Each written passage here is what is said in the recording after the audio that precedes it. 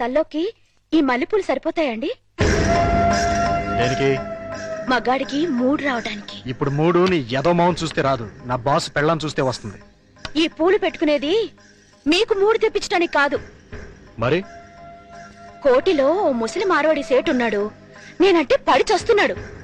కడుపుతో ఉన్నాను అని చెప్పినా కూడా పర్వాలేదు రమ్మంటున్నాడు. ఫ్రీగా కాదులేండి, గంటకో 50,000 ఇస్తానంటున్నాడు. మీరో గంట నేనో గంట కష్టపడ్డాం అనుకోండి, రోజుకో 1,00,000 వస్తుంది. సంవత్సరం తిరగకుండానే కోటీశ్వరులు అయిపోవచ్చు. తప్పే ఉందండి. భర్త అడుగుజాడల్లో నడవడం భారీగా నా ధర్మం. మీరొక్కరే కష్టపడి సంపాదిస్తుంటే నేను ఇంట్లో కూర్చొని తినడం ఏం బాగుంటుంది చెప్పండి?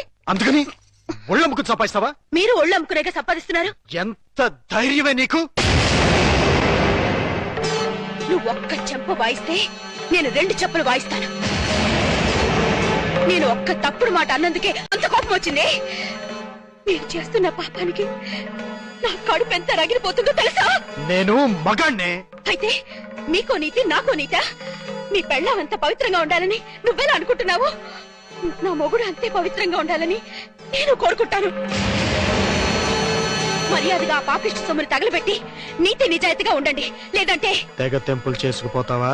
మీరు మారకపోతే ఖచ్చితంగా అదే పని చేస్తాను. అయితే నేను మారను. నాకు నీకంటే డబ్బే ముఖ్యం. దానికోసం ఏ వెధవ పనైనా చేస్తాను. నువ్వు వెళ్ళిపో. వెళ్ళు. వెళ్ళవే. ఏంటి అలా చూస్తున్నావు? వెళతానన్నావుగా, వెళ్ళు. వెళ్తాను. నీలాంటి పాపిష్టి వెదవకి పెళ్ళంగా పడి ఉండటం కంటే మొగుడు వదిలేసిన పెళ్ళంగా ఉండటమే మంచిది.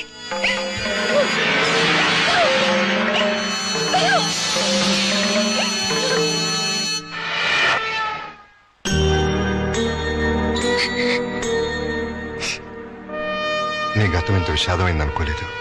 I'm sorry. సారీ ఎందుకు?